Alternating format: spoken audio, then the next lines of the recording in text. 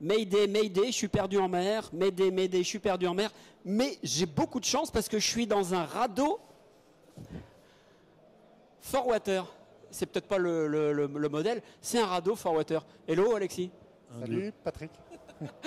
T'as l'air surpris de me voir. Bah ouais, c'est pas tous les jours que je vois quelqu'un sortir du radeau. Tu serais pas venu m'aider, hein? Non, non, non. Alors ce radeau, il a quoi comme particularité? Alors ça, c'est un radeau côtier. Hein. On est sur le salon de la pêche de Nantes. On a beaucoup de pêcheurs qui naviguent à plus de 6000. Donc au-delà de 6000 des côtes, il faut obligatoirement un radeau. Et avec un radeau comme ça, on peut naviguer entre 6 et 60 000 des côtes. Ouais, d'accord. Donc c'est le radeau absolument adapté à une navigation hauturière dans une petite embarcation, c'est ça? Oui, à partir de 5 mètres, je crois, maintenant. Ouais. Alors tout ça, ça tient dans cette valise? Voilà, donc ça, c'est le container qui contient ce radeau. La mise en route, alors on a eu l'occasion de faire de multiples démonstrations depuis quelques années sur comment ça marche et comment ça se gonfle. Est-ce qu'il y a eu des améliorations? Est-ce qu'il y a eu des innovations? Est-ce qu'il y a eu des choses qui ont changé sur la mise en œuvre de l'ouverture du radeau? Non, alors en fait, donc ça c'est un radeau qui appartient à cette nouvelle gamme qu'on a sorti fin 2019.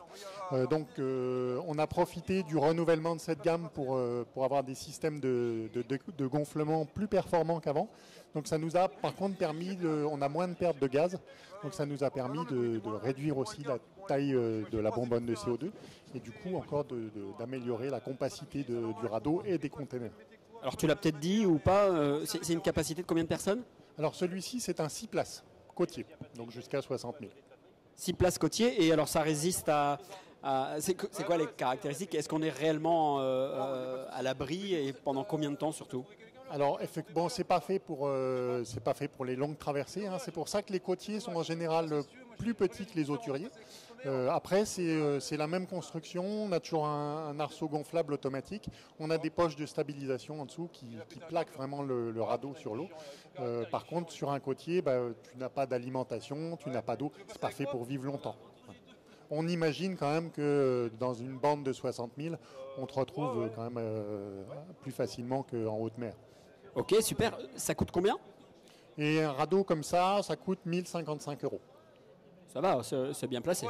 On est plutôt bien placé sur le marché. Et alors, on ne parle pas des gilets for water qui sont maintenant un peu partout sur le dos des pêcheurs?